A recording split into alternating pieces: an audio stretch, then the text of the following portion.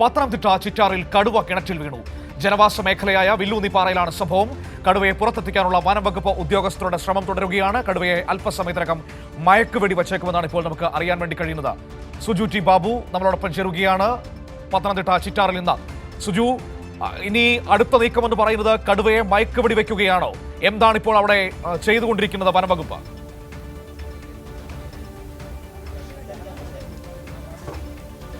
തീർച്ചയായിട്ടും അത്തരത്തിലുള്ള നീക്കത്തിൽ തന്നെയാണ് വനംവകുപ്പ് ഉള്ളത്. ഇപ്പോൾ വെറ്റിനറി ഡോക്ടർ കോട്ടൂർ നിന്ന് എത്തിയിരിക്കുന്ന ഡോക്ടർ അരുൺകുമാറാണ് എത്തിയിരിക്കുന്നത്. അദ്ദേഹം എത്തിയ ശേഷം ഈ മഴക്കുവെടി വെക്കാനുള്ള സാധ്യതകളെപ്പറ്റി ആരായുകയാണ്. അതിനിപ്പോൾ ഈ കടുവ കുടുങ്ങിയിരിക്കുന്ന കിണറ്റിൻ്റെ ചുറ്റുമാണ് ഇപ്പോൾ നമുക്ക് ആ ദൃശ്യങ്ങളാണ് കണ്ടുകൊണ്ടിരിക്കുന്നത്. ഡോക്ടർ എത്തി കടുവയുടെ നിലവിലെ ഏത് തരത്തിലാണ് കടുവ ഈ കിണറ്റിൽ അകപ്പെട്ടിരിക്കുന്ന കാര്യങ്ങൾ ഉൾപ്പെടെയാണ് പരിശോധിച്ചിരിക്കുന്നത്. ഇനി അതിനുശേഷം ഒരു തീരുമാനത്തിലേക്ക് കടക്കും. മഴക്കുവെടി വെക്കണമെങ്കിൽ എപ്പോൾ വെക്കണം, അതിൻ്റെ തുടർ നടപടികൾ എങ്ങനെ കടുവയെ പുറത്തെത്തിക്കണം എന്ന കാര്യങ്ങളെപ്പറ്റിയുള്ള അന്തിമ തീരുമാനമെടുക്കും. ഇപ്പോൾ നമ്മൾ കാണുന്ന ദൃശ്യം അല്പസമയം കണ്ടുകൊണ്ടിരുന്ന ഈ കിണറിൽ അതിൻ്റെ മൂടി മാറ്റി കടുവയുടെ നിലവിലെ സ്ഥിതി പരിശോധിക്കുന്ന രംഗങ്ങളാണ് കണ്ടത്. ഇന്ന് വെളുപ്പിനെ 5:30-ക്കാണ് കടുവ ഈ കിണറ്റിൽ വീണത്. സമീപവാസികൾ തന്നെയാണ് വലിയ ശബ്ദം കേട്ടപ്പോൾ എത്തി നോക്കുകയും തുടർന്നാണ് കടുവയെന്ന സ്ഥിരീകരണം ഉണ്ടാകുന്നത്. പിന്നീട് പോലീസിനെ അറിയിച്ചു. ഇപ്പോൾ റാണി RRTയും അതുപോലെ പോലീസും വനംവകുപ്പും ഉദ്യോഗസ്ഥരെല്ലാം തന്നെ ഈ സ്ഥലത്ത് എത്തിയിട്ടുണ്ട്.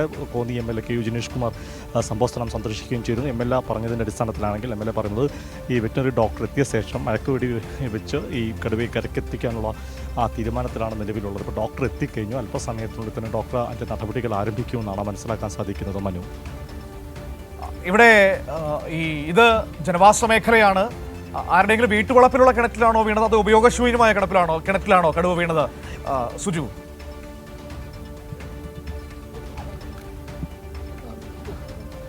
വീട്ടുവളപ്പിലുള്ള ആ കിണറ്റിൽ തന്നെയാണ് കടുവ വീണിരിക്കുന്നത്.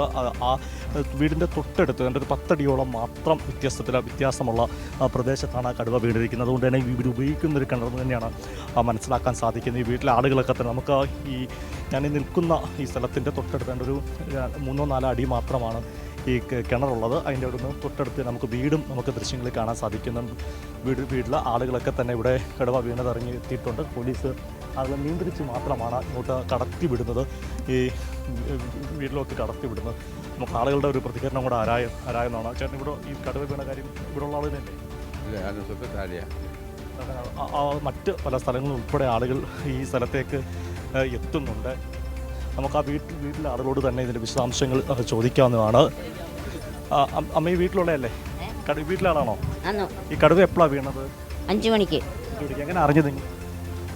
രാത്രി അതിനകത്ത് കിടന്ന് അലയ്ക്കുകയും വട്ടം കറങ്ങുകയും ചെയ്തു. വെള്ളം വെളുവിളാന്ന് വെച്ച് അങ്ങനെ അറിഞ്ഞ് ഞാൻ 2 മണിക്ക് എണ്ണിച്ചു മുറ്റത്തിറങ്ങി. ഇറങ്ങി വെച്ചു ലൈറ്റ് ഇട്ടേ ഇറങ്ങത്തുള്ളൂ. ഇറങ്ങി വെച്ച് ഞാൻ കയറി കിടന്നതാണ്. 5 മണി ആയപ്പോഴാണ് ഇത് വീണത്. അതുവരെ കുഴപ്പമൊന്നുമില്ലായിരുന്നു. കടുവയൊക്കെ വരുന്ന പ്രദേശമാണോ? അല്ല, ഉണ്ടെന്നൊക്കെ പറയാം. ഞാനിതുവരെ ഞങ്ങൾ 33 വർഷമായി ഇവിടെ വന്നിട്ട് ഞങ്ങൾ കണ്ടിട്ടില്ല. മണ്ടയ്ക്കൊക്കെ ആനയുണ്ടെന്നും പറയുന്നു. എന്തുവായാലും ഞങ്ങൾ പേടിച്ചവിടെ കിടക്കുന്നത്.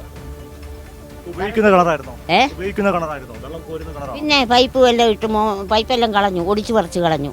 വട്ടം കറങ്ങിയത് കിണറ്റി വെള്ളവും ഇല്ല. ഇപ്പോൾ മേളിൽ നിന്ന് പിന്നെ കിണറ്റി ഓലിന്ന് ഇട്ടു. ഓസ് ഇട്ടാ ഇപ്പോൾ വെള്ളം എടുക്കുന്നത്.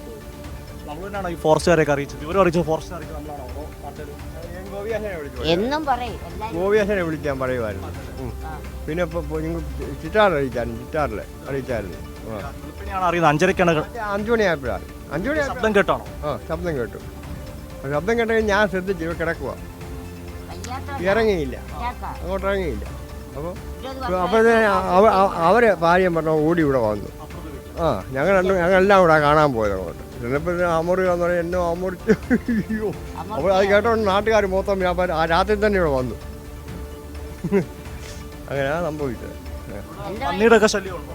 പന്നി അതേ ഉള്ളൂ. പന്നി, മലയണ്ണാനെ, കുരങ്ങ്, മറ്റേ കേഴ, മുള്ളനെ, എല്ലാ പരിപാടിയും ഉണ്ട്.